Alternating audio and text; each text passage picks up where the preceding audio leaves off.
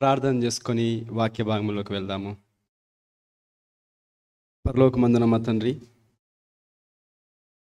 ఈ సమయమందు నీ కుమారుడు యేసుక్రీస్తు పేరిట సంఘముగా మేమందరము మీ పాద సన్నిధికి వస్తున్నాం. దయచేసి మీ పాద సన్నిధిలో మీరు మాతో మాట్లాడండి. మీ స్వరము వినిపించండి ప్రభువా. మీ దాసులమైన మేము మీ స్వరము విని మా జీవితాలను చక్కజేసుకొని నిన్ను పోలి నడుచుకుంటాము.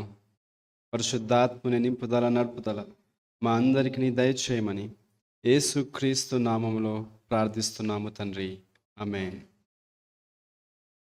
ప్రత్యేకంగా ఈరోజు యూత్ సండే యానివర్సరీ జరుపుకుంటున్న యూత్ మెంబర్స్ అందరికీ నా గ్రీటింగ్స్ తెలియజేస్తున్నాను. The world is changing. ప్రపంచం, లోకం అంతా కూడా, లోకం తీరు మారుతుంది అని చెప్పడంలో ఎటువంటి సందేహం లేదు. ఉదాహరణకి మనము ఈ తరాలని, జనరేషన్స్ని మనము డివైడ్ చేస్తూ కొంతమంది మేధావులు పేర్లు పెట్టడం జరిగింది. 1940 నుండి 59 వరకు ఈ మధ్యకాలంలో పుట్టిన వాళ్ళందరినీ కూడా బేబీ బూమర్స్ అని అంటూ ఉంటారు. ఆ కాలంలో పుట్టిన వాళ్ళందరినీ ఒకవేళ కనుక వాళ్ళ జీవితాలను స్టడీ చేస్తే వాళ్ళకి ఎక్కువగా ఉన్నటువంటి ఆలోచనలు ఏంటి అని అంటే ఐడియాలజీ, డిక్టేటర్షిప్, ఎలా పరిపాలన చేయాలి అన్నట్టుగానే కొనసాగింది.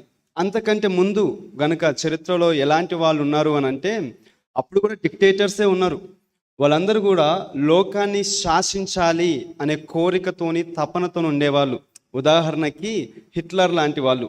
కానీ ఈ 1940 నుండి కనుక మనం స్టడీ చేయడం స్టార్ట్ చేస్తే చాలా మార్పులు ఒక 10-20 సంవత్సరాల్లోనే మారుతూ వస్తున్నాయి. ఆ తర్వాత 1960 నుంచి 79 వరకు పుట్టినటువంటి జనరేషన్లో వాళ్ళని ఏమని పిలుస్తారంటే జెన్ ఎక్స్ అని పిలుస్తూ ఉంటారు. వాళ్ళు కూడా ఎక్కువ శాతం స్టేటస్కి సంబంధించింది. మేము ఎలా ఒక అంతస్తుకు చేరుకోవాలి అనే ఐడియాలజీ ఎక్కువగా ఉండిందని చాలామంది ఎడ్యుకేషన్లో ఉన్న వాళ్ళందరూ, యూనివర్సిటీ లెవెల్లో స్టడీ చేసే వాళ్ళు చెప్తూ ఉంటున్నారు. అదేవిధంగా ఆ తర్వాత జెన్ వై వాళ్ళని పిలుస్తూ ఉంటారు. ఇంకా మోస్ట్ ఇంపార్టెంట్ థింగ్, ఇప్పుడు చాలామంది కనెక్ట్ అయ్యి కనిపించే వాళ్ళు ఎవరు అని అంటే జెన్ G.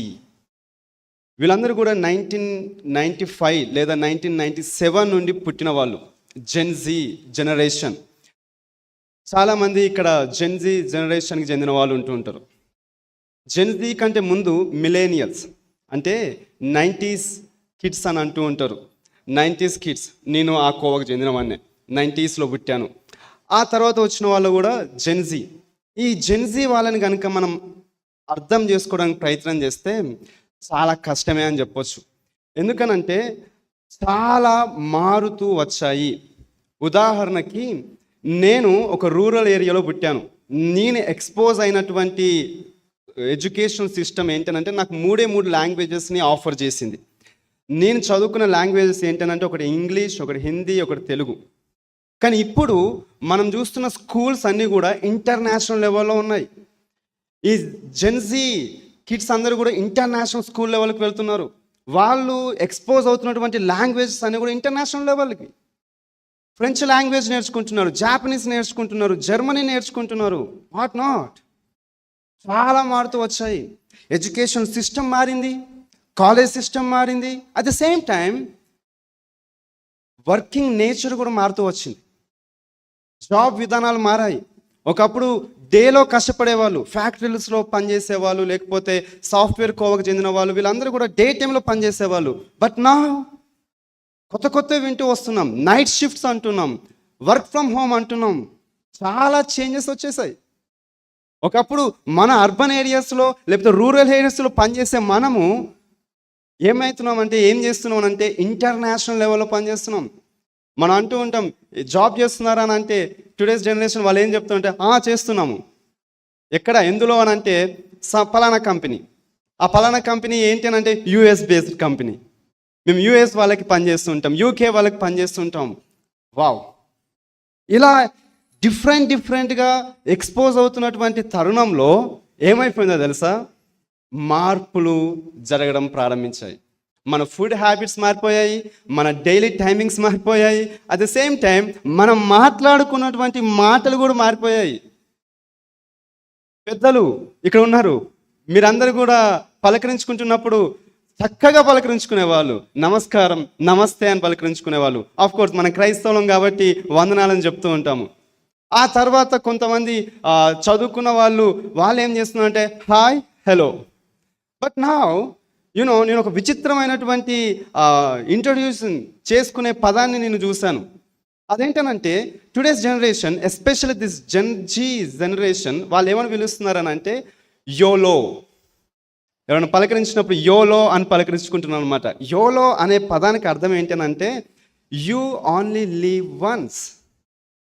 You only live once అంటే ఒక ఇద్దరు యవనస్తులు వాళ్ళు పలకరించుకుంటే, కలుసుకుంటే వాళ్ళని వాళ్ళు గ్రీట్ చేసుకునే విధానం ఏంటనంటే యోలో.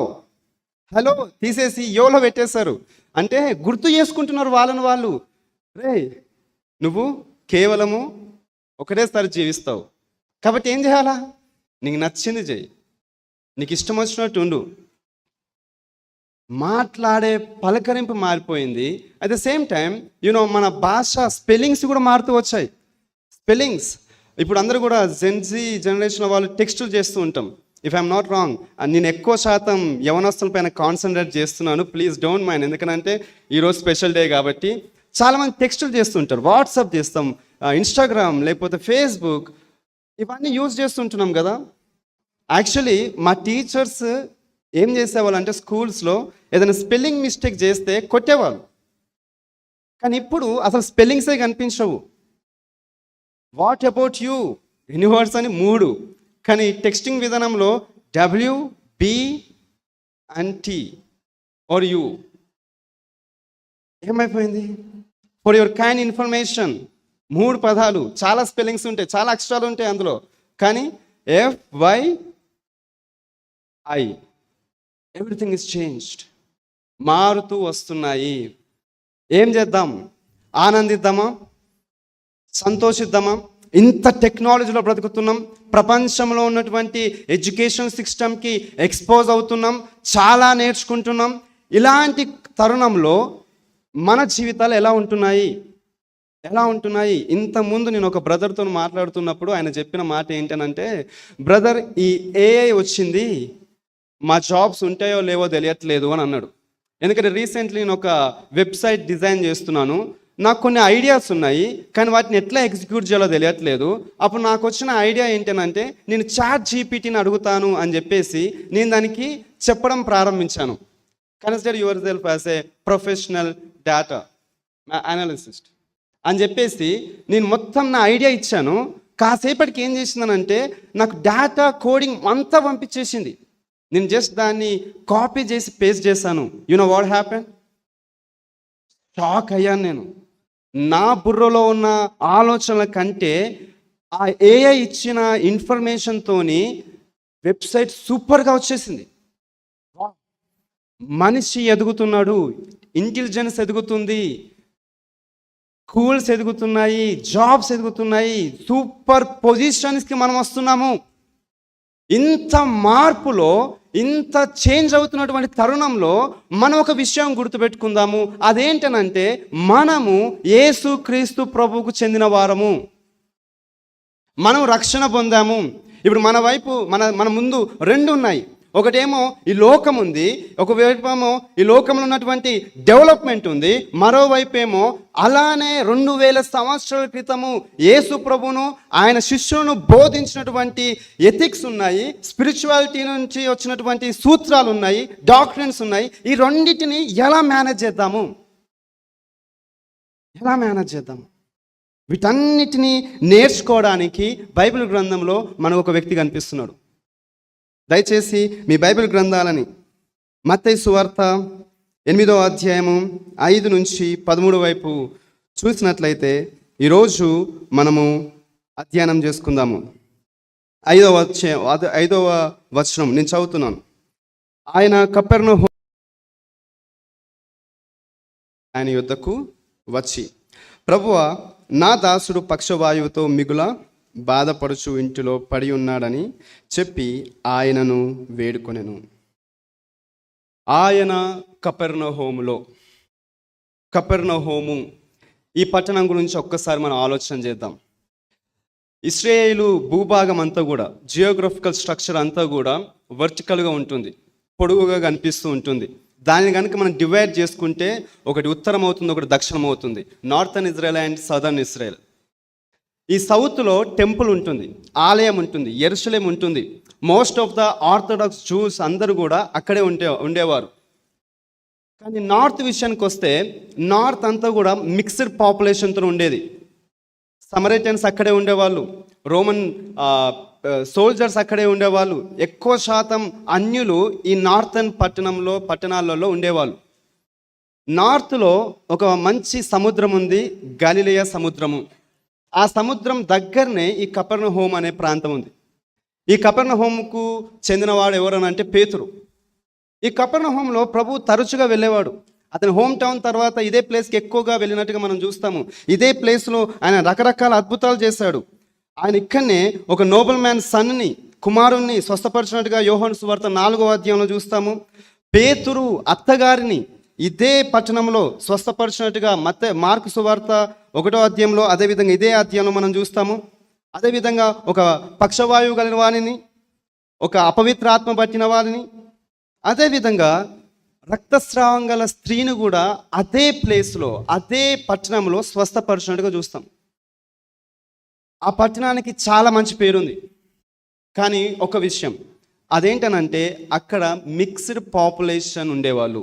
అంటే అదే పట్టణంలో కొంతమంది యూదులు ఉండేవాళ్ళు, సమరయులు ఉండేవాళ్ళు, అన్యులు కూడా ఉండేవాళ్ళు. ఈ సమరయులు అంటే ఎవరు అని అంటే అన్యులకి యూదులకి వివాహం జరిగితే పుట్టిన సంతానం అన్నమాట. ఈ మిక్స్డ్ పాపులేషన్ అంతా కూడా కపెర్నహూములో ఉంటున్నప్పుడు వాళ్ళని చూసేటువంటి ఈ సదర్న్ పార్టీలో ఉంటున్నటువంటి యూదులు కొంచెం చిన్న చూపు చూసేవాళ్ళు. ఎందుకనంటే మేము అసలైన యూదులము, కానీ పైన వాళ్ళు, కపెర్నహూములో ఉన్న వాళ్ళు, మిగతా వాళ్ళందరూ కూడా అన్యులతో కలిసిపోయారు అని విర్రవిగుతో ఒక గర్వంతోనే చూసేవాళ్ళు ఈ సదర్న్ పార్టీలో ఉన్నవాళ్ళు. సో దీన్ని బట్టి మనకి ఏమర్థమవుతుందనంటే కపెర్నహూము అనేది మిక్స్డ్ పాపులేషన్తో ఉండేది. కపెర్నహూము అనేది ఆలయం లేని ప్రదేశము. కపెర్నహూము అనేది రకరకాల ప్రజలకి ఇల్లునిచ్చే, స్థానాన్నిచ్చే ప్రదేశము. అటువంటి ప్రదేశంలోనికి యేసు వచ్చాడు. నాకు ఇది చాలా ఆనందాన్ని ఇస్తుంది. యేసు వచ్చి ప్రవేశించినప్పుడు వావ్, ఎవరు ఆయన? యేసు దేవుడు, అనంతుడు, సర్వశక్తిమంతుడు, విశ్వాన్నంతటిని మాట ద్వారా కలగజేసినటువంటి దేవుడు శరీరధారిగా తన్ను తాను తగ్గించుకొని ఆయన ఒక ఊరిలోనికి ప్రవేశించాడు. ఎంత అద్భుతమైన విషయము! మహాకాశంలో పట్టజాలనటువంటి గొప్ప దేవుడు మానవీయ రూపంలో ప్రవేశించాడు. నాకు ఇది చదువుతుంటే నాకు ఒక విషయం గుర్తుకొస్తుంది. ఆయన కపెర్నహూములోనికి ఎలా ప్రవేశించాడో అదే విధంగా మన జీవితాల్లోనికి కూడా ప్రవేశించాడు. కపెర్నహూము ఆ రోజు మిక్స్డ్ పాపులేషన్తో ఉండేది. ఈరోజు మన జీవితాలు కూడా మిక్స్డ్ ఆలోచనలతో ఉన్నాయి, మిక్స్డ్ థాట్స్తో ఉన్నాయి, చాలా రకరకాల ఆలోచనలు. అంతెందుకు, ఒక పిల్లోని 5th క్లాస్లో నువ్వేమవుతావు అని అడిగితే నేను కలెక్టర్ అవుతాను అంటాడు. ఒక 6 నెలల తర్వాత అడిగితే నేను డాక్టర్ అవుతాను అంటాడు. వాడినే తీసుకుని వెళ్ళి 9th క్లాస్ అడిగితే ఏమవుతావు అని అంటే నేను మంచి ఇంజనీర్ అవుతాను అంటాడు. ఒక్కొక్కసారి ఒక్కొక్కలాగా చెప్తూ ఉంటాడు. ఇంకా యవ్వనస్తుల పరిస్థితి, ఎన్ని ఆలోచనలు వస్తుంటాయి. So we are having different thoughts. మనం ఎలా ఉన్నా సరే దేవుడు మనల్ని ప్రేమించడానికి మన జీవితంలోనికి ప్రవేశించాడు. ఆ రోజు కపెర్నహూములోకి ప్రవేశించినప్పుడు ఒక్క శతాధిపతి ఆయన యొద్దకు వచ్చి, ఇదే ఇన్సిడెంట్ని మనం లూకా సువార్త 7వ అధ్యాయంలో 1 నుంచి 9 వచనాలు కూడా మనం చదువుతాము. మరి అక్కడ లూకా రాసినటువంటి లేఖనాల ప్రకారము అర్థమవుతున్నటువంటి విషయం ఏంటనంటే, యేసు కపెర్నహూములోకి వచ్చాడు అని తెలియగానే ఈ శతాధిపతి కొంతమందిని పెద్దలని యేసు ప్రభు దగ్గరికి పంపించాడు. శతాధిపతి, సెంచురియన్ అంటే ఏంటి? మనం శతాబ్దం అని పిలుస్తూ ఉంటాం. శతాబ్దం అని అంటే శత అని అంటే 100. సో శతాధిపతి అని అంటే 100 మంది పైన అధిపతి. సెంచురియన్, సెంచరీ 100, సెంచురియన్ అంటే 100 పీపుల్ పైన అధిపతి అనమాట.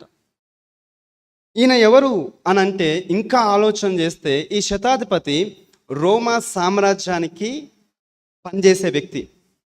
రోమా సామ్రాజ్యం ఇప్పుడు మనకుంటున్నటువంటి సెంట్రల్ గవర్నమెంట్ ఎలా ఉందో అదే విధంగా ఆ రోజులలో మోస్ట్ పవర్ఫుల్ ఎంపైర్ ఏదైనా ఉంది అని అంటే అది రోమన్ ఎంపైర్. ఆ రోమన్ ఎంపైర్కి ఈయన పనిచేసేవాడు. రోమన్స్ చాలా ప్రదేశాలని జయించి అత్యున్నత స్థానానికి ఎదిగారు. వాళ్ళని ఢీగొట్టే వాళ్ళు ఆ రోజులలో లేరు. అంత స్థానానికి ఎదిగిపోయారు. ఆ స్థానం నుండి వాళ్ళు ఏం చేస్తారంటే వాళ్ళ రూలింగ్ పార్టీస్ని ఆయా ప్రాంతాలలో పెట్టడం జరిగింది. అలా కపెర్నహూములో కూడా సైనిక బృందాన్ని పెట్టారు. ఆ సైనిక బృందానికి ఈయన అధిపతి. 100 men. ఊహకు మనం ఒకసారి ఆలోచన చేద్దాం, ఊహకు వదిలేద్దాం. ఈ 100 menకి ఈయన ఎటువంటి అధిపతి? మేబీ వాళ్ళని మానిటర్ చేసే వ్యక్తా, లేకపోతే వాళ్ళందరూ కూడా ఫైటింగ్ సోల్జర్సా? What it maybe. ఒక్క విషయం గుర్తుపెట్టుకుందాం, ఈయన శతాధిపతి అయ్యాడంటే దానికి కారణము ఈయన కూడా యుద్ధం చేసే బలం కలిగినటువంటి వ్యక్తి అయి ఉంటాడు. ఎందుకంటే బలం లేని వ్యక్తులని ఒక శతాధిపతిగా రోమన్స్ పెట్టరు అని మనకు అర్థమవుతుంది. ఒక మంచి పొజిషన్లో ఉన్నాడు శతాధిపతి. ఎంత మంచి పొజిషన్! Central government employee. అయినా సెంట్రల్ గవర్నమెంట్ ఎంప్లాయ్. మనకు ఇప్పుడు జాబ్స్ ఉన్నాయి కదండి. నేను చాలామంది యవనస్తులను కలుస్తూ ఉంటాను. 70% మంది నేను కలిసినప్పుడు ఏం చెప్పారో తెలుసా? మీరు ఏం చేస్తుంటారు అంటే, నేను గ్రూప్స్కి ప్రిపేర్ అవుతున్నాను. ఎందుకు? వాళ్ళ లైఫ్ని డెడికేట్ చేసుకుంటున్నాను గ్రూప్స్ కోసమని. ఎందుకనంటే సెంట్రల్ గవర్నమెంట్ జాబ్స్ వస్తే లైఫ్ సెటిల్ అవుతుందని. అవునా కాదా? మనము సెంట్రల్ గవర్నమెంట్ జాబ్స్ని ఒకలా చూస్తాము, స్టేట్ గవర్నమెంట్ జాబ్స్ని ఒకలా చూస్తాము, కాంట్రాక్ట్ బేస్డ్ జాబ్స్ని ఒకలా చూస్తాము. ఒక్కొక్కరికి వాళ్ళ జాబ్స్ తగినట్టుగా రెస్పెక్ట్ ఇస్తాము. బాధాకరమైన విషయం ఏంటంటే ఇదే ప్రైవేట్ సెక్టర్లో కూడా జరుగుతుంది. ఒక కంపెనీలో పనిచేసే వాళ్ళని ఒకలా చూస్తాము, మరొక కంపెనీలో పనిచేసే వాళ్ళని ఇంకోలా చూస్తాము. So what it may be, coming to the point, ఈయన ఎవరు అని అంటే ఒక శతాధిపతి. ఈ శతాధిపతి ఒక మంచి పొజిషన్ కలిగినటువంటి వ్యక్తి, హైయెస్ట్ ఎస్టీమ్లో ఉన్నాడు. ఆయన హోమ్ టౌన్ చూస్తూ వచ్చాము. ఇప్పుడు ఆయన డెసిగ్నేషన్ కనుక చూస్తే ఆయన సెంటర్ నుండి హైలీ క్వాలిఫైడ్ వ్యక్తి, అటువంటి స్థానంలో ఉన్నాడు. ఇప్పుడు మనం కూడా చాలా పొజిషన్కి ఎదుగుతున్నాం కదండి. చాలా మంచి మంచి పొజిషన్స్కి ఎదుగుతూ ఉంటాము. I'm happy.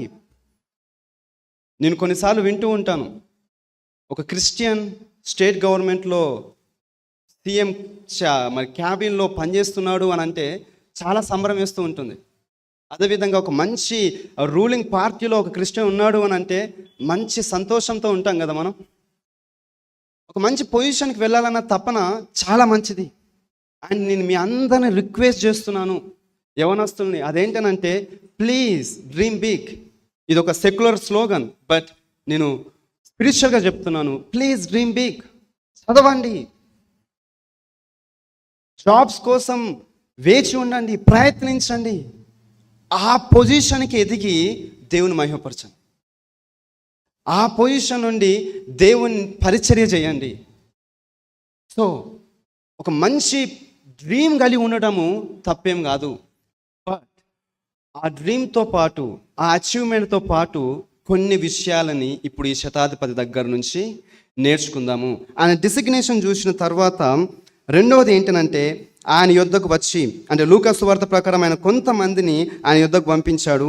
పంపిన తర్వాత ఆయన అంటున్నటువంటి మాట ఏంటనంటే ప్రభుతోని, ప్రభువా, నా దాసుడు పక్షవాయువుతో మిగుల బాధపడుచు ఇంటిలో పడి ఉన్నాడని చెప్పి ఆయనను వేడుకొనెను.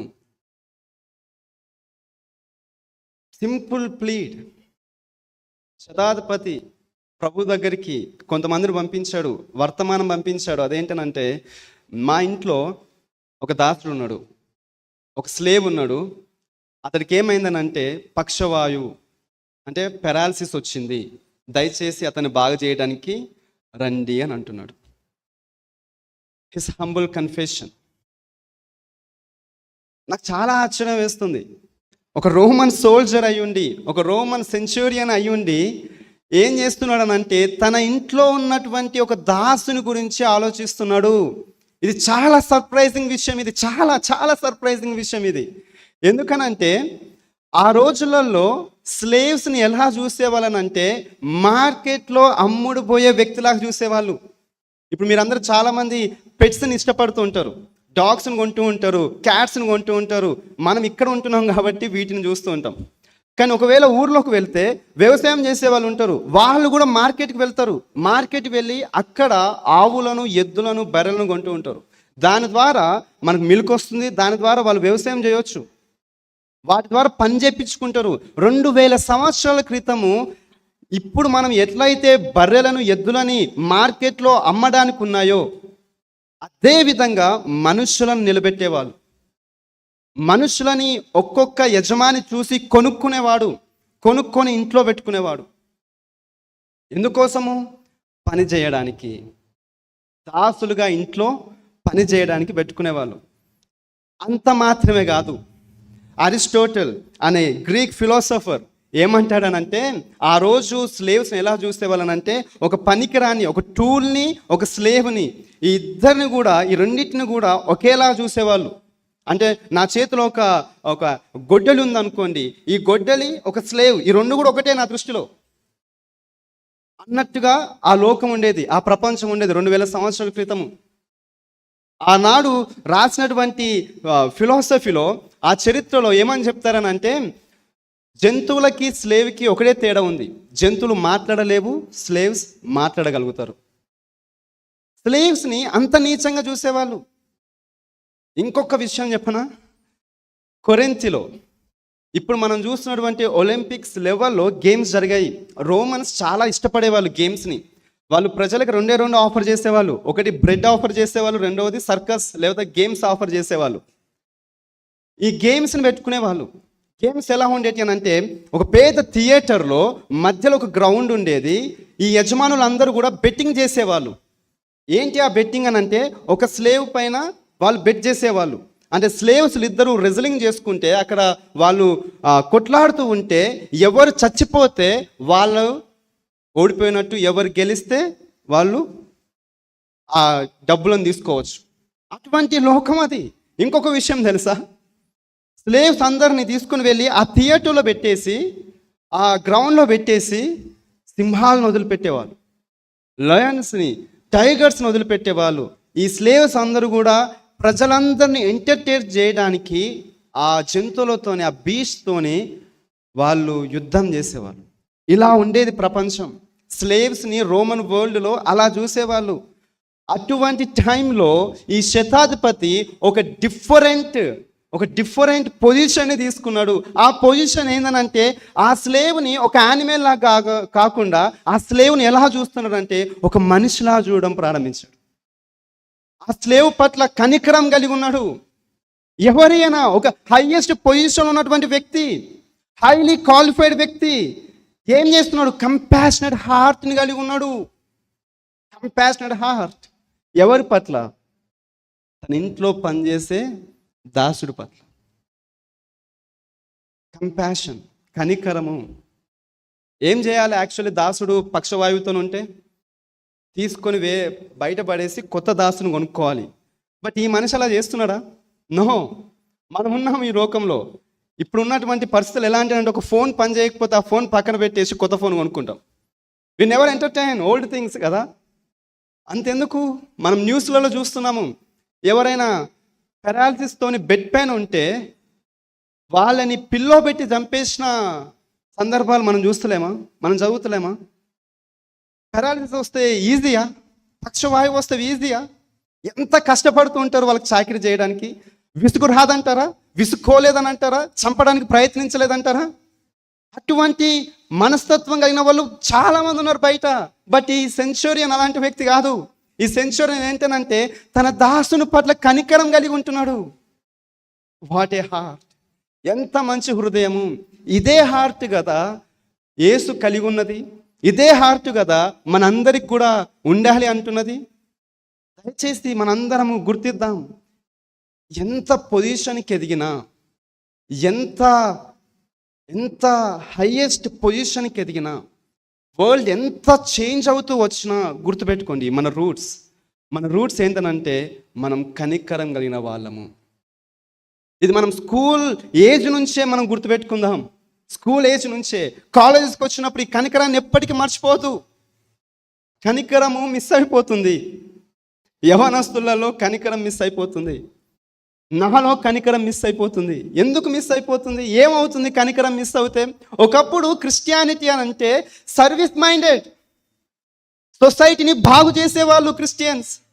స్కూల్స్ పెట్టారు, మెడిసిన్ పట్టుకొని వచ్చారు, ఎన్నో మార్పులు తీసుకొని వచ్చారు. But today's generation what happening? ఏం జరుగుతుందని అంటే వీఆర్ సో మచ్ సెల్ఫిష్. చాలా సెల్ఫిష్ అయిపోతున్నాం. మన జాబ్స్, మన ఫ్యామిలీ, మన పొజిషన్, మన హ్యాపీనెస్, మన ఒకే ఒక జిందగీ, మనం హ్యాపీగా ఉందాం అనుకునే రోజులకు వచ్చాము. ఎక్కడుంది సొసైటీలో ఈ కనికరం కలిగినటువంటి క్రైస్తవులు? ఎక్కడుంటున్నారు? చర్చ్ హిస్టరీని చదువుతుంటున్నప్పుడు ఒక ఆశ్చర్యకరమైనటువంటి విషయం అర్థమవుతుంది. అదేంటనంటే మనం ఇప్పుడు చూస్తున్నాం కదా, క్రిస్టియన్ హాస్పిటల్సే కానీ, క్రిస్టియన్ స్కూల్సే కానీ, ఇవన్నీ కూడా ముందు రావడానికి గల కారణం ఏంటంటే మిషనరీస్ ఇక్కడికి వచ్చారు.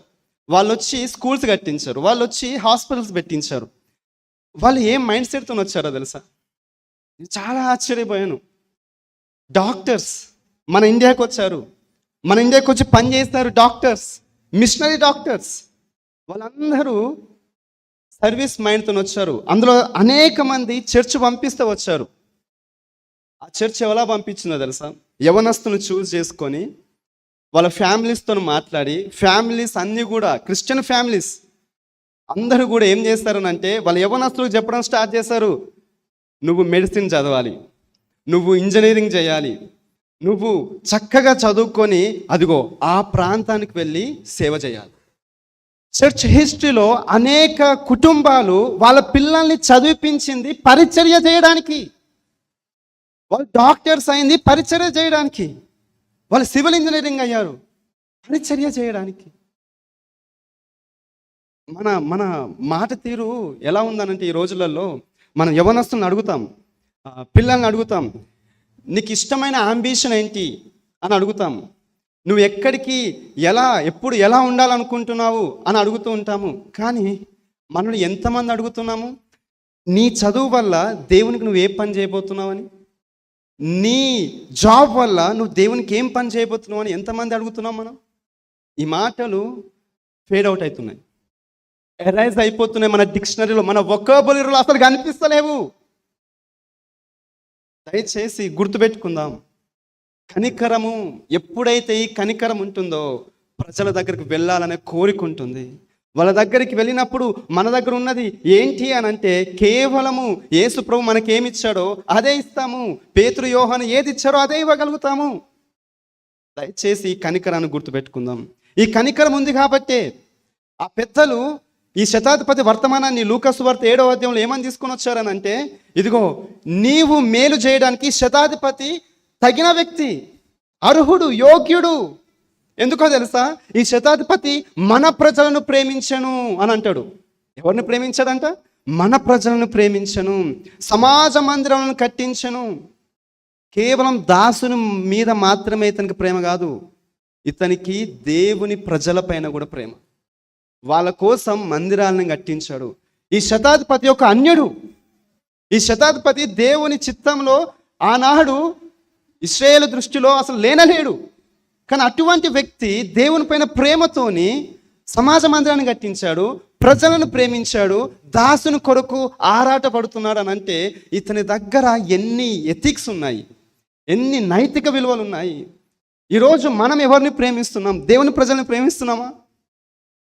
ఏం చేస్తున్నాం సొసైటీలో ఏం చేస్తున్నాం? దయచేసి మీ అందరిని నేను రిక్వెస్ట్ చేస్తున్నాను, మనం చదువుకుందాం, మనం జాబ్స్ చేద్దాము, మనం హైయెస్ట్ పొజిషన్కి ఎదుగుదాము. ఎందుకనంటే దేవుని ప్రజల్ని ప్రేమించడానికి. సమాజ మందిరాన్ని ఆ వ్యక్తి ఏ విధంగా అయితే కట్టించాడో అదే విధంగా సొసైటీలో దేవుని రాజ్యాన్ని ఎస్టాబ్లిష్ చేయడానికి చదువుకుందాము. ఒక అన్యుడు ఆ విధంగా చేస్తే యేసు ప్రభు ఆశ్చర్యపోయాడు. ఈ శతాధిపతికి తెలుసు అంటారా? యేసు ప్రభు సిలువలో మరణించి 3వ దినాన తిరిగి లేచి ఆరోహణమే మళ్ళీ రాబోతున్నాడు అన్న విషయం పూర్తిగా ఈ వ్యక్తి తెలిసిందంటారా? తెలియలేదు. అప్పటికి అసలు శతాధిపతికి అసలు వాటి గురించి ఏం తెలియదు. శతాధిపతికి తెలిసిన దానిలో ఏంటి అని అంటే, మేబీ వాళ్ళొకరు వీళ్ళొకరు వచ్చి యేసు ప్రభు చేస్తున్నటువంటి ఆశ్చర్యాన్ని అద్భుతాలను చెప్తూ ఉంటారు కావచ్చు. ఈ ముందు ఉన్నటువంటి అధ్యాయాలంతా కూడా కొండ మీద ప్రసంగం. ఆ కొండ మీద ప్రసంగం జరుగుతుంటే సైనిక బృందం అందరూ కూడా, అక్కడ ఉన్న వాళ్ళందరూ కూడా ప్రభు చెప్పినటువంటి మాటలు బహుశా మేబీ ప్రాబబ్లీ ఈ శతాధిపతి వినుంటాడు, తెలుసుకొని ఉంటాడు. Immediately approached Jesus Christ. కొంచెం తెలిస్తే, వాక్యం తెలిస్తేనే శతాధిపతి అంత చేస్తే, ఈరోజు ఇక్కడ కూర్చున్న మనకి బైబిల్లో ఉన్నటువంటి ప్రత్యక్షత పూర్తిగా తెలుసుకుంటున్నాం.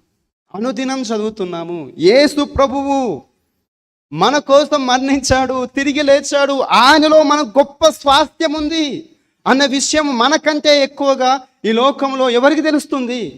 మరి తెలిసిన మనం ఏం చేస్తున్నాము? సొసైటీలో ఏం చేస్తున్నాము? ఇదే ప్రశ్న రోజు నన్ను నేను అడుక్కుంటున్నాను. యవనస్తులుగా మనం ఏం చేస్తున్నాం? Let us please remember this point.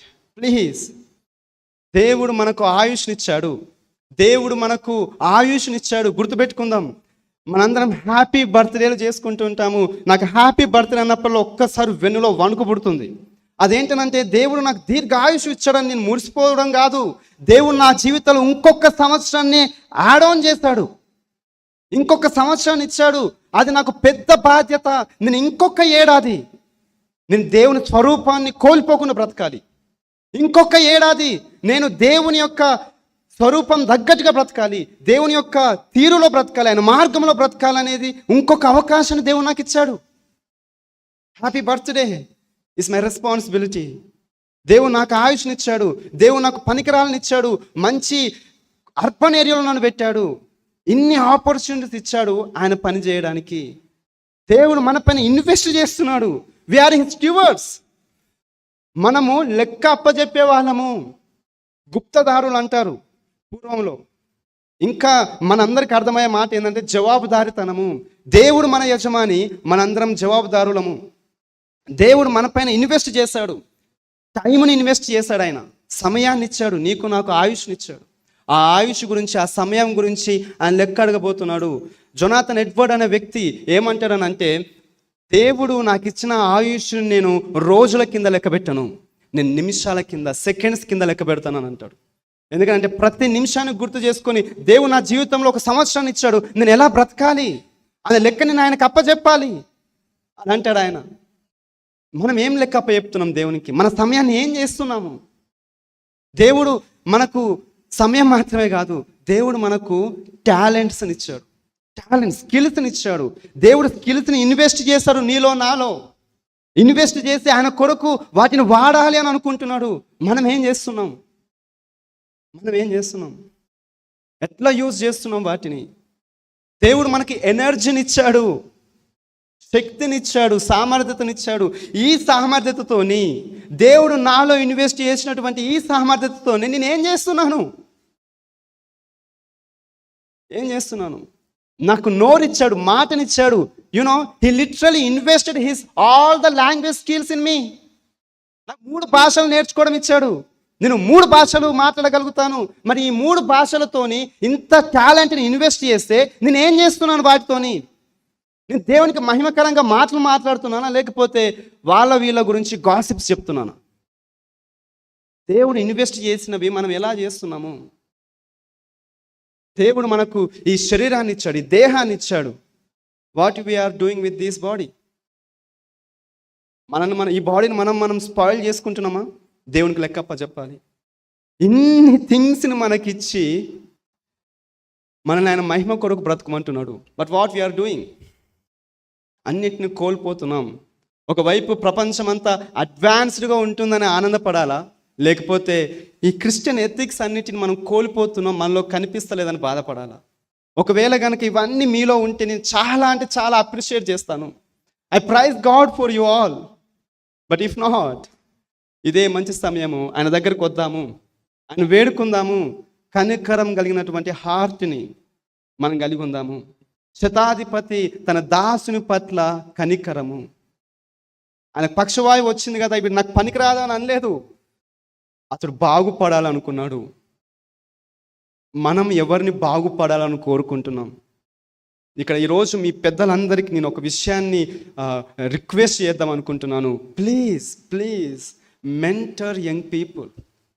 And also I request all the young people, all my friends, please mentor children.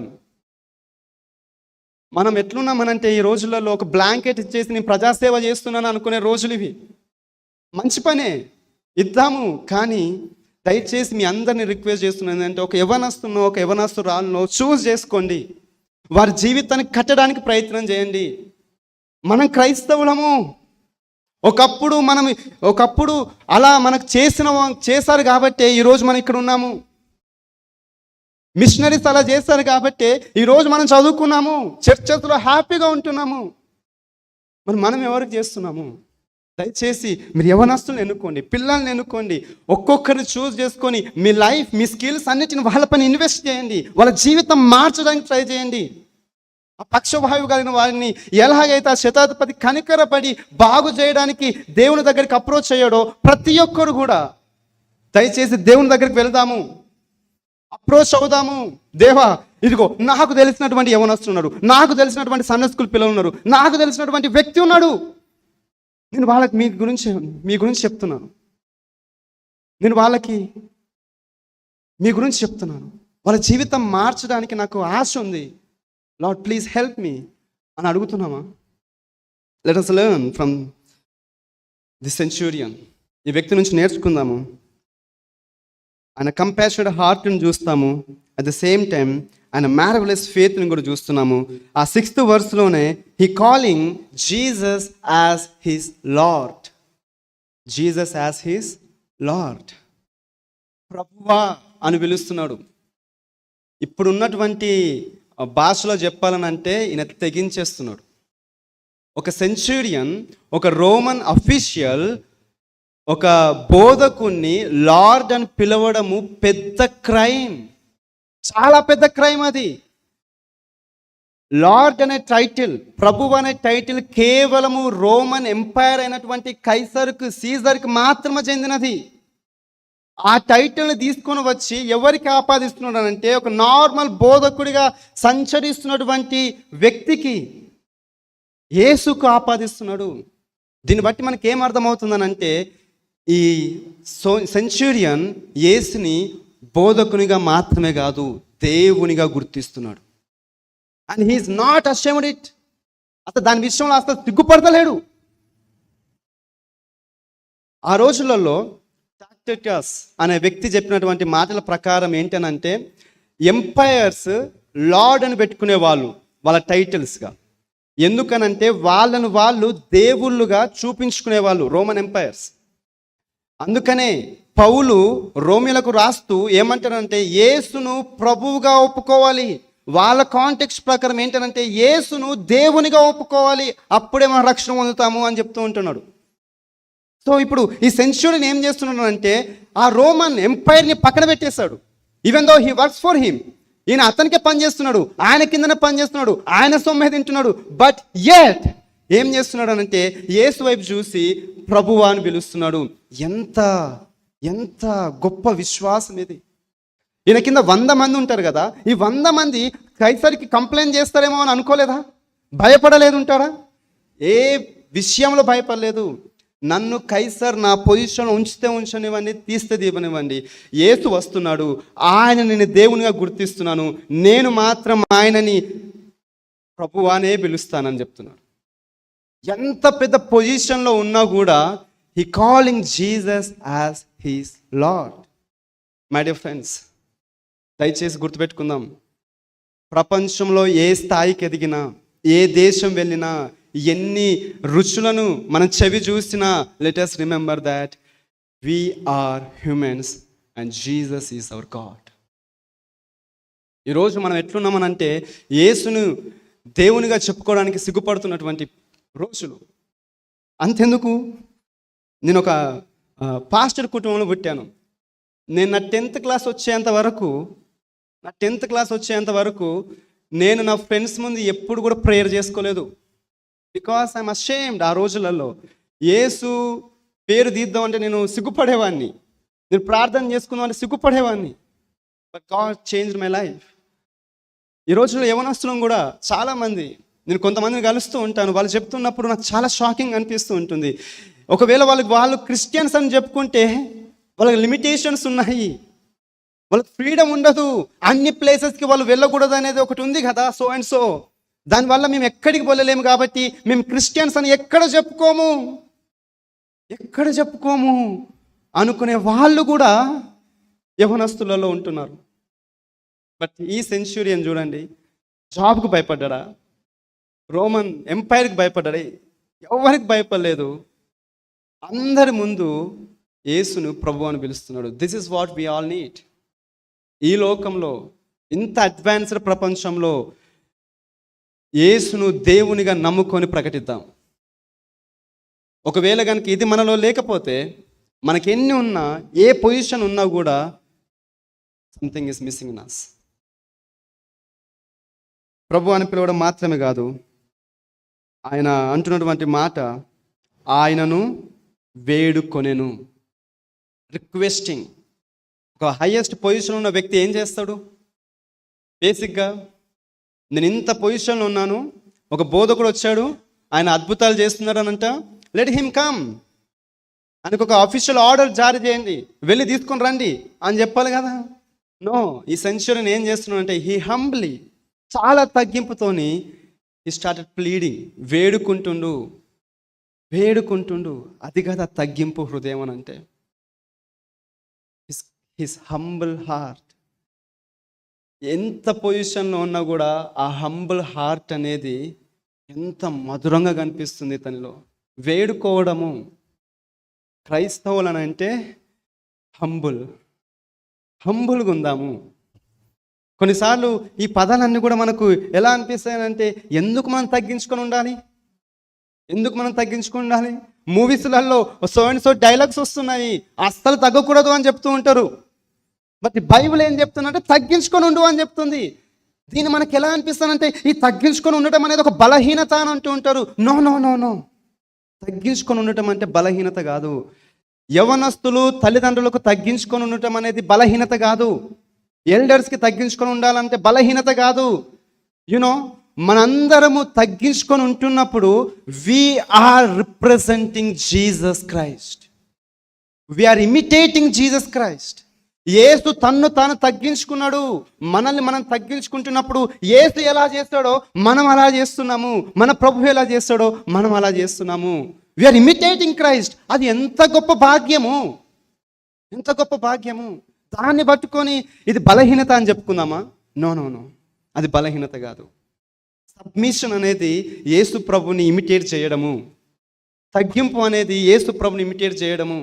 కాబట్టి ఆయన దగ్గరికి వెళ్ళి, పెద్దల దగ్గరికి వెళ్ళి, సంఘంలో కానీ కుటుంబంలో కానీ మనల్ని మనం హంబుల్ హార్ట్తోని, తగ్గింపు కలిగినటువంటి మాటలతోని ప్లీడ్ చేసుకోవడం అనేది బలహీనత కాదు, చేతగనితనం కాదు. యేసు ప్రభుని మన మాటలలో, మన ప్రవర్తనలో కనపరుస్తున్నామని అర్థము. సో మై డియర్ ఫ్రెండ్స్, దయచేసి మీ అందరిని వేడుకుంటున్నాను, ఇటువంటి తగ్గింపు హృదయం కలిగి ఉందాము. ఇతని దగ్గర నుంచి ఎన్నో విషయాలు నేర్చుకుంటున్నాము. ఒక హైయెస్ట్ ఎస్టీమ్ పొజిషన్ నుండి ఆయన దేవుణ్ణి, యేసుని ప్రభు అని పిలుస్తున్నాడు. కంపాషన్ హార్ట్తో ఉంటున్నాడు. అంతేకాకుండా వేడుకోవడం మాత్రమే కాదు, ఆయన చెప్పినటువంటి మాటలు ఏంటంటే 8వ వచనంలో, ఆ శతాధిపతి, ప్రభువా నీవు నా ఇంటిలోనికి వచ్చుటకు, దానికంటే ముందు యేసు నేను వచ్చి వాని స్వస్థపరచదనని అతనితో చెప్పగా,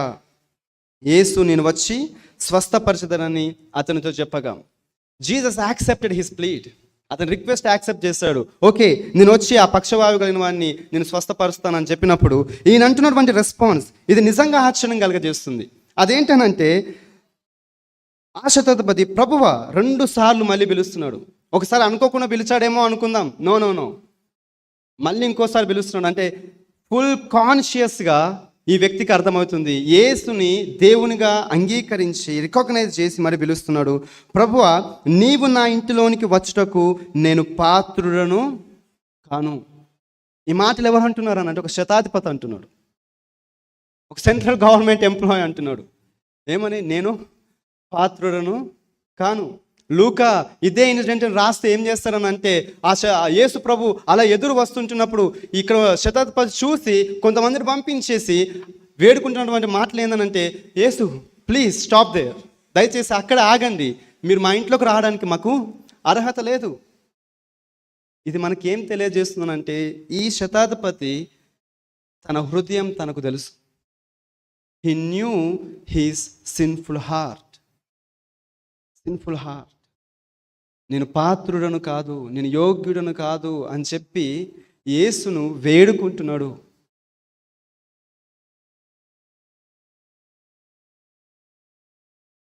మనందరము దేవుని మేలును పొందుకుంటున్నాం, చాలా చాలా ఆశీర్వాదాలను పొందుకుంటున్నాం, దేవుని గురించి తెలుసుకుంటున్నాం. కానీ ఎందుకో మనలో చాలామందికి ఆ ప్రైడ్ ఉంటుంది చూసారా, ఆ ప్రైడ్ అనేది పోతలేదు. ఎందుకు పోతలేదు అని అంటే, బికాస్ వీఆర్ నాట్ ట్రూలీ మనల్ని మనము అర్థం చేసుకోలేకపోయాము. దయచేసి గుర్తుపెట్టుకుందాం, మనల్ని మనం తెలుసుకుందాం, మనం ఎవరమో తెలుసుకుందాం. ఇది ఎప్పుడు అర్థమవుతుంది అని అంటే, దేవుణ్ణి ఎప్పుడైతే మనము అర్థం చేసుకోవడం ప్రారంభిస్తామో ఆ రిఫ్లెక్షన్ అనేది మనపైన కనబడుతుంది. యెషయా 6వ అధ్యాయంలో మనము ఒక ఇన్సిడెంట్ను చూడవచ్చు. యెషయా గ్రంథము 6వ అధ్యాయము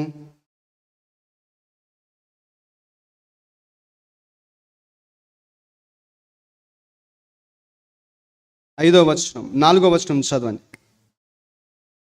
వారి కంఠస్వరము వలన గడప కమ్ముల నాదులు కదలుచు మందిరము ధూమము చేత నిండగా అయ్యో నేను అపవిత్రమైన పెదవులు గలవాడను, అపవిత్రమైన పెదవులు గల జనుల మధ్యను నివసించువాడను, నేను నశించి తిని రాజును సైన్యములకు అధిపతియగు యెహోవాను నేను కన్నులారా చూచి తిని అనుకుంటుని.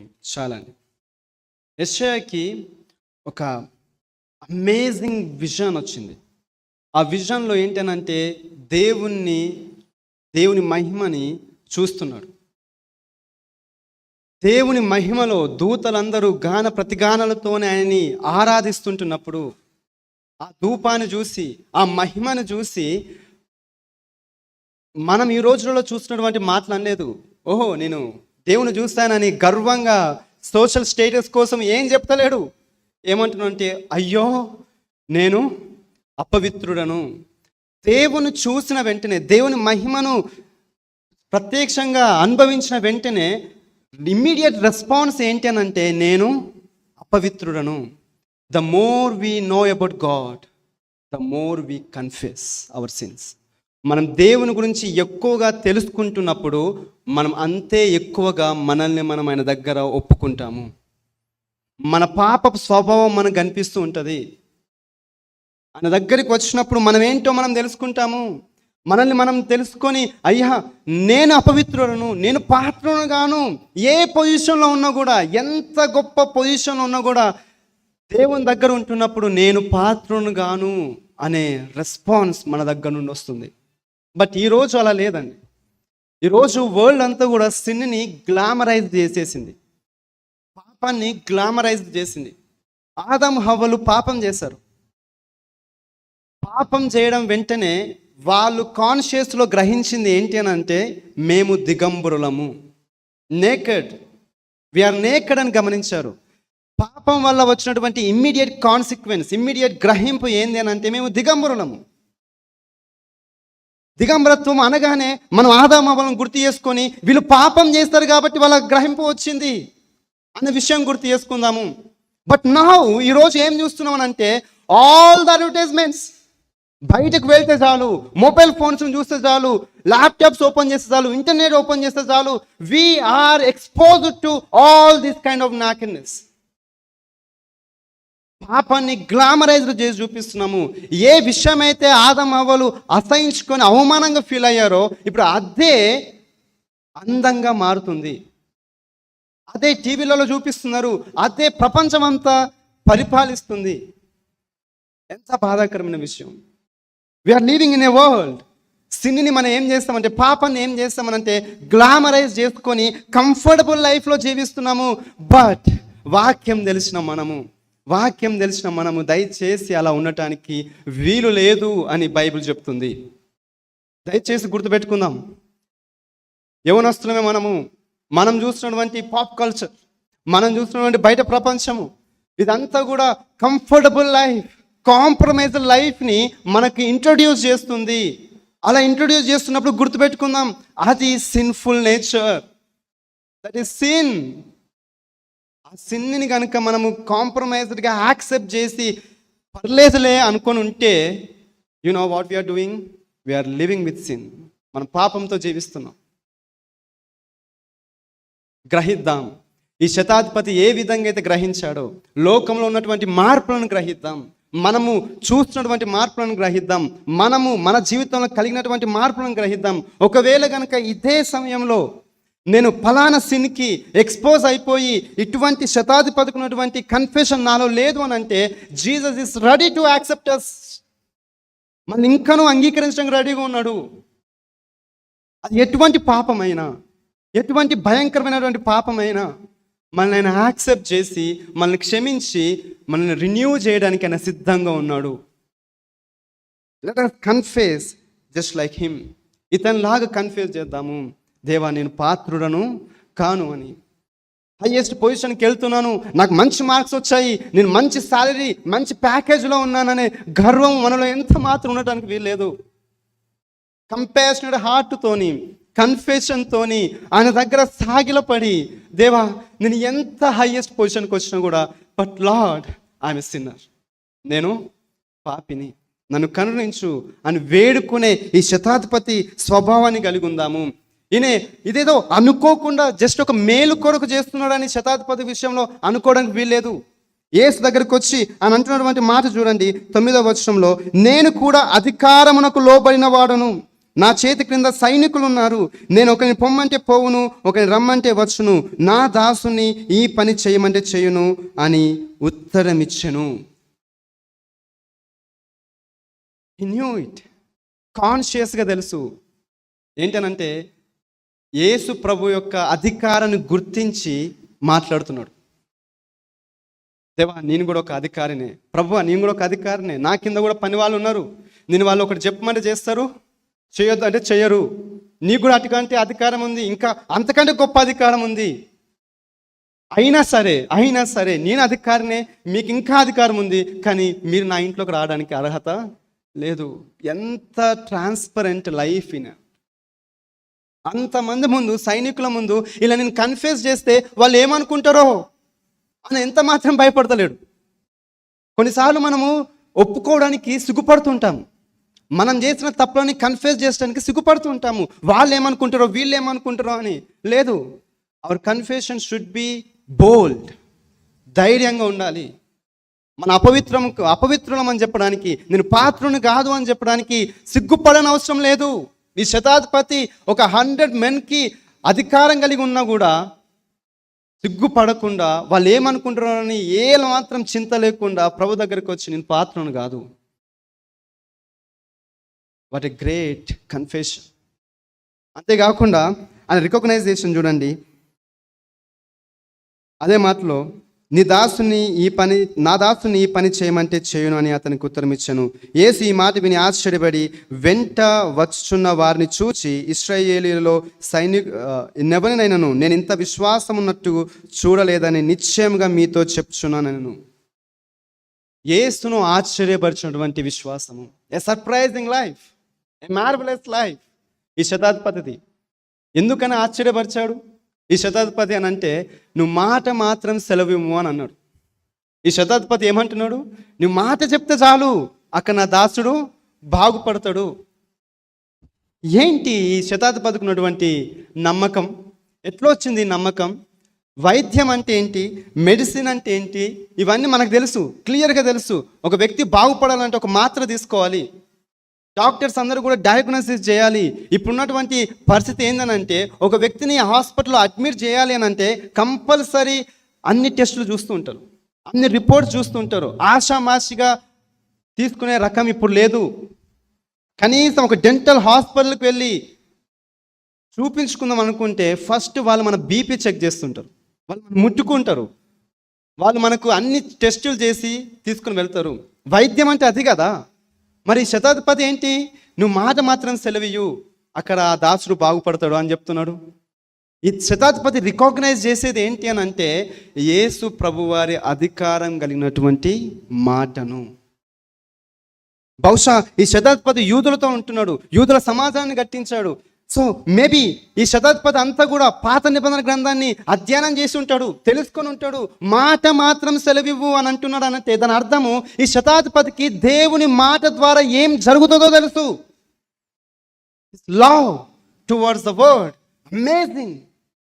దేవుని మాట ఏం చేసింది? ఆదికాండం 1వ అధ్యాయంలో ఏమీ లేనటువంటి దగ్గర సమస్తాన్ని సృష్టించింది. కేవలమైన మాట, ఆయన మాటకు ఆ శక్తి ఉన్నది. మేబీ ఈ శతాధిపతి యేసు ప్రభుని అప్రోచ్ అయ్యి రిక్వెస్ట్ చేస్తున్నప్పుడు, నువ్వు మాట సెలవివ్వు చాలు, నువ్వు మాట మాత్రం చెప్పు చాలు, నా దాసుడు బాగుపడుతాడు అన్నప్పుడు ఆ మాటను రికాగ్నైజ్ చేస్తున్నాడు. దేవా ప్రభువా, నీ మాటకు సృష్టించే శక్తి ఉంది, నీ మాటకి ప్రతిదానిని నయం చేసే వ్యక్తి ఉంది, నీ మాటకి ప్రతిదానిని సస్టైన్ చేసే శక్తి ఉంది, నీ మాట సెలవివ్వు. ఈ శతాధిపతికి ఇమ్మెన్స్ లవ్ ఉంది గాడ్స్ వర్డ్ పైన. ఈరోజు ఈయన దగ్గర నుంచి మనం నేర్చుకుందాము. అదేంటనంటే యవనస్తులమైన మనము దేవుని వాక్యం పైన అమితమైన ప్రేమను కలిగి ఉందాము. ఆయన మాట లేకుండా ఏది కూడా మన జీవితంలో ఉండటానికి వీల్లేదు, ఏది కూడా ఉండటానికి వీల్లేదు. ఈ బీహార్లో ఒక మిషనరీ పనిచేస్తున్నాడు. రీసెంట్గా నేను ఆయన కలుసుకున్నాను. ఆయన నా దగ్గరకు వచ్చి చాలా విషయాలు, అక్కడ విషయాలు చెప్తూ వచ్చాడు. నేను మినిస్ట్రీలో ఉన్నాను, ఆ బ్రదర్ కూడా మినిస్ట్రీలో ఉన్నాడు. నేను ఆయన్ని అడిగాను అనమాట, బ్రదర్ నాకు ఏదన్నా స్పిరిచువల్ సజెషన్ ఇవ్వండి మీరు వెళ్ళిపోయే ముందు అని అంటే, you know what he said? Sharan, please spend more time with God's word. దేవుని వాక్యాన్ని ఎక్కువగా చదువు, స్పీక్ లెస్ అని అన్నాడు. నాకు కొంచెం ఆశ్చర్యం వేసింది. ఏంటనంటే మేము ప్రసంగికులము, మేము మాట్లాడుతూ ఉంటాం కదా అని అనుకున్నాను. But that mission he told me, speak less, తక్కువగా మాట్లాడు, ఎక్కువగా బైబిల్ని చదువు అని చెప్పాడు. సరే, మంచి సజెషన్ అని చెప్పేసి ఇది అందరిచ్చేదా కదా అనుకున్నాను. ఆయన వెనుకకి తిరిగి వెళ్ళిపోతూ నా వైపు చూసి ఒక మాట అన్నాడు. That really shocked me. ఏమన్నానంటే, Charan, if your heart is filled with the God's word, నీ హృదయం కనుక దేవుని వాక్యంతో నింపబడితే నీవు చెప్పే హాయ్ అయినా కూడా, నువ్వు చెప్పే హలో అయినా కూడా అవతల వ్యక్తికి సమాధానం తీసుకొని వస్తుంది అని చెప్పాడు. Really amazed, really amazed. నా హృదయము దేవుని వాక్యంతో నింపబడితే నేను ఉచ్చరించే ఒక చిన్న మాట అవతల వ్యక్తికి సమాధానాన్ని తీసుకొని వస్తుంది, అవతల వ్యక్తిని బలపరుస్తుంది. నా హృదయము వాక్యంతో నింపబడితే నా జీవితమే ఇంకొక వ్యక్తికి సువార్త అవుతుంది. That's the reason why many evangelists says speak less when you are preaching gospel అని అంటూ ఉంటారు. మన హృదయం దేంతో నింపబడుతుంది? మన హృదయం దేంతో నింపబడితే అదే మన నోటిలో నుండి వస్తుంది. ఒకవేళ మనము ఎక్కువగా గొడవలు పెడుతున్నామా, ఎక్కువగా వాదిస్తున్నామా, ఎక్కువగా దాన్ని ఏమంటారు, ఇంకొకరిని క్రిటిసైజ్ చేస్తున్నామా, యు నో వాట్, మన హృదయము దేవుని వాక్యంతో నింపబడలేదని అర్థం. Sad truth. కొంచెం బిరుసుగా ఉంటుంది, కసురుకున్నట్టుంది, కోపం తెప్పిస్తుంది కావచ్చు, బట్ అదే నిజము. మన ఇంట్లో వాళ్ళకంటే ఎక్కువగా మన గురించి ఎవరికి తెలియదు. ఇప్పుడు చెప్పొచ్చు, మనం యవనస్తులం కావచ్చు, పెద్దలే కావచ్చు, ఏం మాట్లాడుతున్నాము, ఏది వాగుతున్నాము అనే దానిపైన మన హృదయంలో ఏది ఉందనేది తెలుస్తుంది. ఒకవేళ కనుక వాక్యం ఉంటే that family will stand alone and different. ఆ వ్యక్తి చాలా వ్యత్యాసం కలిగి ఉంటాడు వాక్యం ఉంటే. దయచేసి మీ అందరిని వేడుకుంటున్నాను, మనందరం కూడా మన హృదయాలని దేవుని వాక్యంతో నింపుకొని యేసు ప్రభు దగ్గరికి వచ్చి బ్రతుకుదాము. చూడండి, ఈ శతాధిపతి చాలా విషయాలు నేర్పిస్తున్నాడు. ముందుగా ఆయన యొక్క కంపాషనెట్ హార్ట్ని చూస్తూ వచ్చాము, ఆయన యొక్క బోల్డ్ కన్ఫెషన్ చూసాము, ఆయన హంబుల్ కన్ఫెషన్ చూసాము, అదేవిధంగా ఆయన అమేజింగ్ ఫేత్ యేసు ప్రభు యొక్క మాట పట్ల చూస్తూ వచ్చాము. అండ్ మనం చివర్లో ఇంకొక విషయాన్ని చూడబోతున్నాము. అదేంటంటే హిస్ గ్రేటెస్ట్ ప్రివిలేజ్. ఈ శతాధిపతికి ఉన్నటువంటి గొప్ప ప్రివిలేజ్. యేసు ప్రభు ఆశ్చర్యపోయాడు. యేసు ప్రభు ఆశ్చర్యపోయినటువంటి విషయాలు బైబిల్ గ్రంథంలో 2 కనిపిస్తూ ఉంటాయి. ఒకటేమో ఇక్కడ ఈ శతాధిపతి విషయంలో చూస్తున్నాము, రెండోదేమో అల్ప విశ్వాసులైనటువంటి ప్రజలను చూసి యేసు ప్రభు ఆశ్చర్యపోయాడు. మనందరం కూడా ఇటువంటి సర్ప్రైజింగ్ లైఫ్ని జీవిద్దాం. కానీ ఒకే ఒక క్వశ్చన్ మన జీవితంలో, అదేంటనంటే యేసు ప్రభు నా విశ్వాసాన్ని చూసి ఆశ్చర్యపోతున్నాడా, లేకపోతే నా అల్ప విశ్వాసాన్ని చూసి ఆశ్చర్యపోతున్నాడా? ఈ శతాధిపతి యేసు ప్రభుతో ప్రయాణం చేసినట్టు కానీ, యేసు ప్రభుతో ఆయన బోధలు విన్నట్టు కానీ ఎక్కడ కూడా మనకు ఎలాంటి ఎవిడెన్సెస్ లేవు. ఆయనతో పాటు ఉన్నది ఎవరనంటే ఎక్కువ కాలం శిష్యులు ఉన్నారు. ఆ శిష్యులు కూడా ఇదే మత్తయి సువార్త ఆ తర్వాత 8వ అధ్యాయంలో 26వ వచనం కనుక మనం చూస్తే వీళ్ళని గద్దించినట్టుగా మనం చూస్తాము. అల్ప విశ్వాసులారా అని శిష్యులను పిలిచాడు. ఆ తర్వాత ఫిలిప్పును 14వ అధ్యాయం యోహాను సువార్త 9వ వచనంలో చూస్తాము. అక్కడ ఫిలిప్పును గద్దించి నేను ఇంకా ఎంతకాలం మీతో ఉన్నా కూడా మీకు అర్థం కాదు అన్నట్టుగా మాట్లాడతాడు. యేసు ప్రభుతో ఎక్కువగా ఎవరైతే ట్రావెల్ చేశారో వాళ్ళకు లేనటువంటి విశ్వాసము ఈ శతాధిపతి పొందుకున్నాడు. అఫ్ కోర్స్ ఆ తర్వాత ఆ శిష్యులు కూడా విశ్వాసాన్ని పొందుకున్నారు, కానీ వాళ్ళు గ్రహించలేక ఉన్నారు. ఆ టైంలో యేసు ప్రభు పట్ల ఉన్నటువంటి మన విశ్వాసము ఎవరిని ఆశ్చర్యపరుస్తుంది? మన విశ్వాసము ఎవరిని ఆశ్చర్యపరుస్తుంది? యేసు ప్రభు మనల్ని చూస్తే ఒకవేళ ఆయన అమేజ్ అవ్వాలనుకుంటే, ఆయన మార్వెల్ అవ్వాలనుకుంటే దేన్ని చూస్తే ఆశ్చర్యపోతాడు? మన ఫేత్ని చూస్తా, లేకపోతే మన లిటిల్ ఫేత్ని చూస్తా, మనకున్నటువంటి విశ్వాసం చూస్తా, లేకపోతే అల్ప విశ్వాసాన్ని చూస్తా? Let us question our hearts. It's really painful to see. చాలామంది క్రైస్తవులు మనమే ఎక్కువ దేవునితో ఉంటున్నాము అని చెబుతూ, క్రిస్టియన్స్ అని చెబుతూ దేవునికి చాలా దూరంగా బ్రతుకుతున్నాము. ఎలా దూరంగా ఉన్నానని నాకు అర్థమవుతుంది అని అంటే, ఒకవేళ కనుక ఈ శతాధిపతికి ఉన్నటువంటి క్వాలిటీస్ మనలో లేకపోతే దట్ ఈస్ ద ప్రూఫ్. మనం చాలా దూరంగా ఉన్నాం, దేవునికి చాలా దూరంగా ఉన్నాము. ఇదిగో దేవుడు పిలుస్తున్నాడు, మనందరిని పిలుస్తున్నాడు. ఈ 10th యానివర్సరీ రోజు యవనస్తులైన మనందరినీ దేవునికి దగ్గరగా జీవించమని ఆయనే పిలుస్తున్నాడు. మనందరం కూడా ఆయన మాట విందాము. ఈ శతాధిపతికి ఉన్నటువంటి క్వాలిటీస్ కనుక మన లైఫ్లో ఉంటే we are very much close to him. ఒకవేళ లేకపోతే there is something missing in our lives. మనం జస్ట్ నామకే వాస్తుంటున్నాం, నేమ్ సేకుంటున్నాం క్రిస్టియన్స్ అని. అది యాక్సెప్ట్ చేద్దాము. If you are not accepting that, ఒకవేళ ఆ ఫ్యాక్ట్ని కనుక మనం యాక్సెప్ట్ చేయకపోతే దాని అర్థం ఏంటంటే మనం ఇంకా రక్షణలోకి రాలేదని అర్థం. సాడ్ ట్రూత్, అగ్రెసివ్ వర్డ్స్, కానీ దిస్ ద రియాలిటీ. దయచేసి గ్రహించడానికి ప్రయత్నం చేద్దాం. అదేవిధంగా 11వ వచనంలో ప్రభు అంటున్నటువంటి మాటలు ఏమంటున్నాడనంటే, అనేకులు తూర్పు నుండి పడమట నుండి వచ్చి అబ్రహాముతో కూడాను ఇస్సాకుతో కూడాను యాకోబుతో కూడాను పరలోక రాజ్యమందు కూర్చుందురు గాని రాజ్య సంబంధులు వెలుపటి చీకటిలోనికి త్రోయబడుదురు, అక్కడ ఏడ్చుటయు పన్ను కొరుకుటయు నుండునని మీతో చెప్పుచున్నాను నేను. ప్రభు వారందరి వైపు చూసి ఆశ్చర్యపోయి అంటున్నటువంటి మాటలు. తూర్పు నుండి ప్రజలు రాబోతున్నారు, పడమట నుండి రాబోతున్నారు. వీళ్ళందరికీ కూడా అబ్రహాముకు ఉన్నటువంటి ప్రివిలేజెస్, వాగ్దానం భూమి ఏది లేదు, కానీ వీళ్ళందరూ కూడా వచ్చి రాజ్యంలో ప్రవేశించబోతున్నారు. కానీ ఎవరైతే రాజ్య సంబంధులు అని చెప్పుకుంటున్నారో వాళ్ళందరూ కూడా అల్ప విశ్వాసంతో ఉన్నారు కాబట్టి వాళ్ళు నరకంలో పడవేయబడతారు. ఇంతకీ వాళ్ళు ఎవరనంటే, ఆ రాజ్య సంబంధులుగా ఆ రోజు ఆ కాంటెక్స్లో పిలువబడ్డది ఎవరనంటే యూదులు, ఆర్థోడాక్స్ యూదులు. వాళ్ళు ఏమంటారనంటే, మా దగ్గర స్క్రిప్చర్ ఉంది, మా దగ్గర ఆలయం ఉంది, మా దగ్గర అన్నీ ఉన్నాయి, వి ఆర్ పర్ఫెక్ట్ అని చెప్పుకుంటూ ఉంటున్నారు. వాళ్ళని చూసి ఏమంటున్నాడంటే ప్రభువు, ఇటువంటి వాళ్ళందరూ కూడా నరకంలో పడవేయబడతారు. రాజ్య సంబంధులు, దాని అర్థం ఏంటి? దేవుణ్ణి తెలిసినటువంటి వాళ్ళు, లేఖనాలు తెలిసినటువంటి వాళ్ళే ప్రభువుని గుర్తించనందున వాళ్ళందరూ కూడా నరకంలో వేయబడుదురు. ఇదే క్వశ్చన్ ఈరోజు మన ముందు ఉంది. అదేంటనంటే, నేను కూడా క్రైస్తవున్నే, నేను కూడా క్రిస్టియన్ ఫ్యామిలీలో ఉన్నాను, నేను కూడా చర్చ్లో ఉన్నాను, నేను కూడా క్రిస్టియన్స్ పొందుకునే అన్ని ప్రివిలేజెస్, ప్రేయర్స్ కానీ, సాంగ్స్ కానీ, ప్రతిదీ కానీ నేను అన్నిటిని పొందుకుంటున్నాను. బట్ నేను గనుక యేసు దగ్గర, మన ప్రభు దగ్గర ఇటువంటి శతాధిపతికి ఉన్నటువంటి క్వాలిటీస్ మనలో లేకపోతే, లెటస్ సీరియస్లీ, దయచేసి సీరియస్గా ఆలోచన చేద్దాము. మనం ఎక్కడ ఉండబోతున్నాం?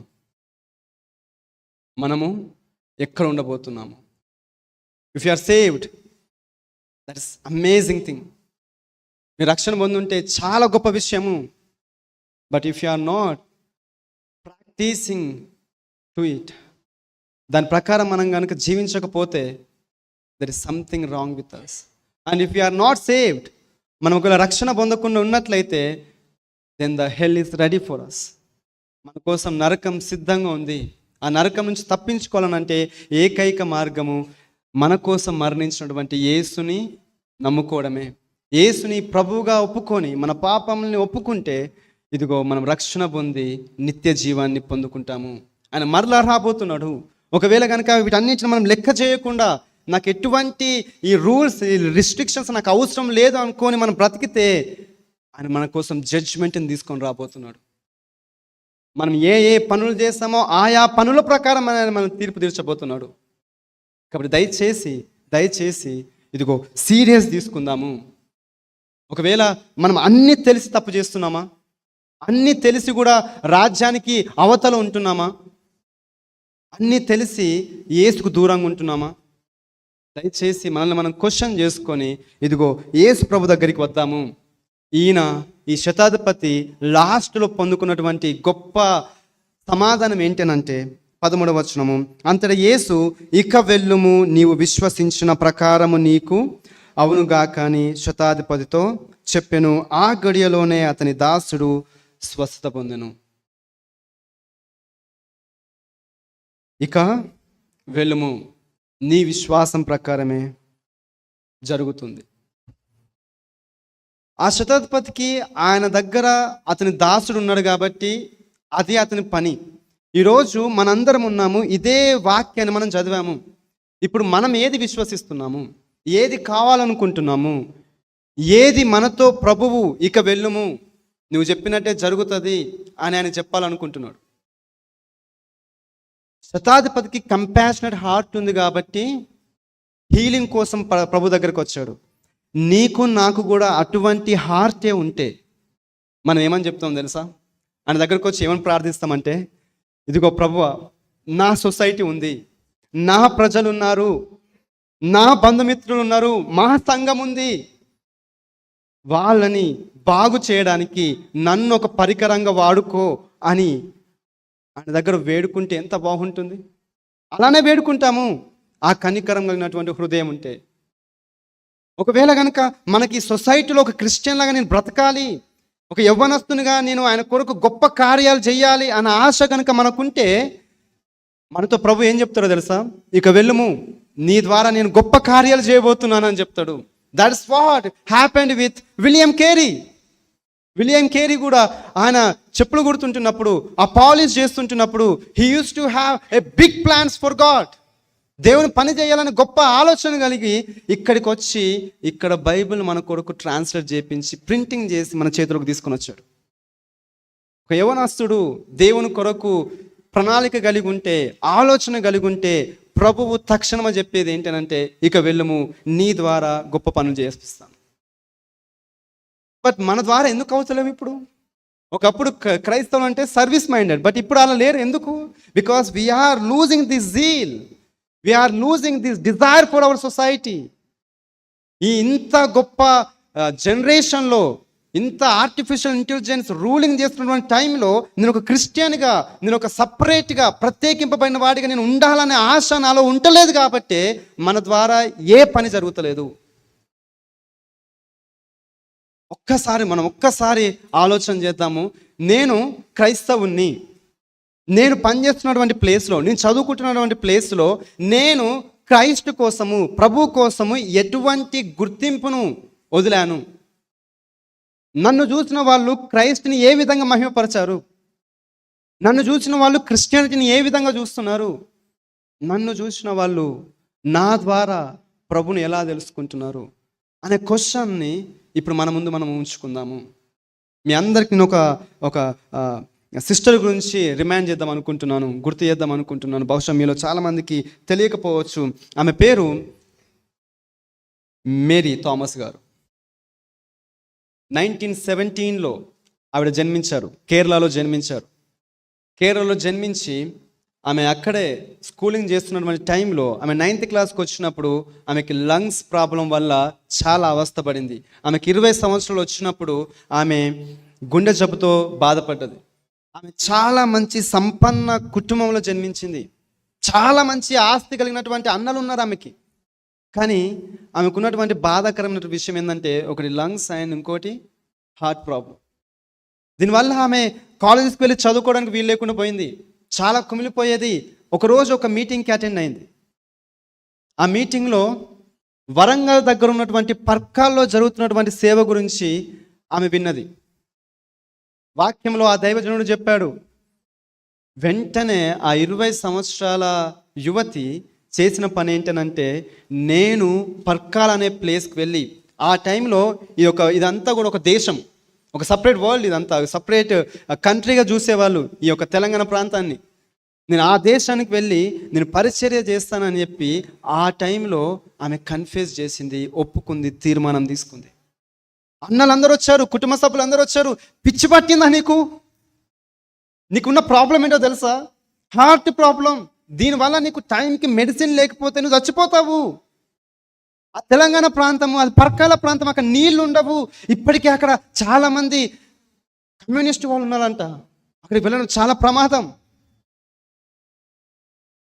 నీళ్లు దొరకవు, అక్కడ తిండి దొరకదు, ఏది దొరకదు. నువ్వు ఆ ప్రాంతానికి ఎలా వెళ్తామని చెప్పేసి వాళ్ళందరూ కూడా ఆమెను ఫోర్స్ చేస్తుంటే, నేను ఏ తీర్మానం తీసుకున్నానో అదే తీర్మానం ప్రకారం నేను ప్రార్థించాను, నేను తప్పకుండా వెళ్తానని చెప్పింది. అక్కడి నుండి మేరీ థామస్ గారు పర్కాలకు వచ్చి అక్కడ సేవ చేయడం ప్రారంభించారు. ఆమె వెయిట్స్ మోయకూడదు కదా, కానీ అక్కడ నీళ్లు లేకపోతే ఆమె బకెట్స్లో, బిందెలలో, కుండలలో నీళ్లు తీసుకొని వచ్చుకునేది.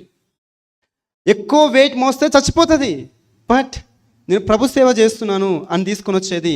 కొంతమంది పిల్లల్ని తీసుకొని వచ్చేది. అంటరాని వాళ్ళు ఉండేవాళ్ళు, రోగులు ఉండేవాళ్ళు, వాళ్ళందరినీ కూర్చోబెట్టి వాళ్ళందరికీ మంచి మంచి వస్త్రాలు ఇచ్చి శుభ్రం చేసి వాళ్ళకి కూర్చోబెట్టి పాఠాలు చెప్పేది. ఆ రోజులలో పేపర్ పెన్నులు లేవు, పలక బల్పం కూడా అందుబాటులో ఉండకపోయేది. ఆమె వాళ్ళ పిల్లల చేతిని తీసుకొని అక్షరాలు ఇసుకలో నేర్పించేది. అలా నేర్చుకున్న వాళ్ళు ఇప్పుడు మంచి మంచి ఉద్యోగాలలో స్థిరపడ్డారు. ఎవరి సంకల్పము? ఒక క్రైస్తవురాలి సంకల్పము. ఎన్ని సంవత్సరాలు ఆమెకి? 20 సంవత్సరాలే. అన్నీ ఉన్నా కూడా ఆమె దేనిని చూసిందనంటే, నేను ప్రభు సేవ చేయాలి. ఆమె గుండె జబ్బుకు భయపడలేదు, నేను నా ఫ్యామిలీకి దూరం అవుతున్నానని భయపడలేదు. కానీ ప్రభు సేవ చేయడానికి వచ్చి సేవ చేసి మరణించింది. ఇప్పుడు ఆమె దగ్గర చదువుకున్న వాళ్ళు మంచి మంచి ఉద్యోగాలలో ఉన్నారు. ఒక యవ్వనస్తురాలు తన సాక్రిఫిషియల్ హార్ట్తోని ఆమె సర్వీస్ చేస్తే ఎన్నో కుటుంబాలు బాగుపడ్డాయి. అదే ప్రాంతంలో బేతెల్ బాయ్స్ ఆశ్రమం అని కట్టించింది. అక్కడ అనేక మంది పిల్లలు ఇప్పటికీ చదువుకుంటున్నారు. ఒక్క యవ్వనస్తురాలి సాక్రిఫైస్, కంపాషనేట్ హార్ట్తోని ప్రభుని దేవునిగా స్వీకరించి ప్రభు మాట పట్ల విశ్వాసం కలిగి జీవిస్తే సొసైటీలో ఇంత గొప్ప మార్పు తీసుకురావచ్చు. అలా మన వల్ల అవుతలేదని అంటే మనకు ఈ కనికరం కలిగిన హార్ట్ కరువైపోయింది, ప్రభు మాట పట్ల విశ్వాసము కరువైపోయింది అని అర్థము. దయచేసి ఇదిగో నేను అందరినీ ఆహ్వానిస్తున్నాను. దయచేసి మీ హృదయాలని అందరం కలిసి ఇదిగో పరిశీలించుకుందాం. ఇన్ని సంవత్సరాల నుండి నేను క్రైస్తవున్నే, కానీ నాకు నా దాసుని పట్ల, నా సొసైటీ పట్ల నాకు కనికరం ఉందా? ఒకవేళ లేకపోతే నేడే ఇవ్వమని అడుగుదాము. ఎంత స్థాయికి ఎదిగినా, ప్రపంచంలో ఎన్ని మార్పులు వచ్చినా, నేను యవనస్తుని, నేను నా విశ్వాసాన్ని కోల్పోవద్దు, నేను యేసుని ఎప్పుడు కూడా ప్రభువుగా స్వీకరించి ఆయన చెప్పినటువంటి మాట ప్రకారం జీవిస్తాను అనే తీర్మానం కొరకు దయచేసి మీ అందరిని నేను ఆహ్వానిస్తున్నాను. ప్రార్థన చేసుకుందాం. ప్రతి ఒక్కరము ప్రభువుని అడుగుదాము. మన ద్వారా ఈ సొసైటీలో గొప్ప మార్పు రావాలని మనం వేడుకుందాం ఆయనని. ఇదిగో ఆ శతాధిపతికి ఉన్నటువంటి కనికరమైనటువంటి హార్ట్, ఎవరికి భయపడినటువంటి విశ్వాసము, దేవుని చూసినప్పుడు తగ్గింపు తత్వము. ప్రభువా మాకు కూడా ఇవ్వు, మాకు కూడా ఇవ్వండి అని అడుగుదాము.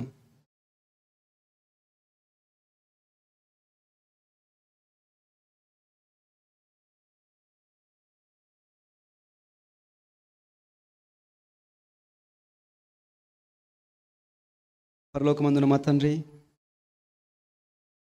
ఇదిగో ఈ సమయమందు మా జీవితాలను మీ చేతుల దగ్గర తీసుకొని వచ్చి ఒప్పుకుంటున్నాం. మేము క్రైస్తవులమే, తేజో నివాసులమే, నీ రాజ్యంలో యాజకులమే. గొప్ప గొప్ప భాగ్యం మాకుంది. కానీ ప్రభువా, మాలో ఈ కనికరం కలిగినటువంటి హృదయము కరువైపోతున్నదేమో. నీకోసం జీవించాలి, సొసైటీలో నీకోసం గొప్పగా బ్రతకాలనే జీల్ అనేది మాలో కరువైపోతున్నదేమో. దయచేసి రీస్టోర్ చేయండి. మా జీవితాలను గొప్పగా వాడుకోండి, నీకు మహిమకరంగా వాడుకోమని, విత్తబడిన వాక్యాన్ని నీరుగట్టి ఫలింపజేయమని యేసుక్రీస్తు నామములో ప్రార్థిస్తున్నాము తండ్రి. ఆమేన్. అందరికీ వందనాలు.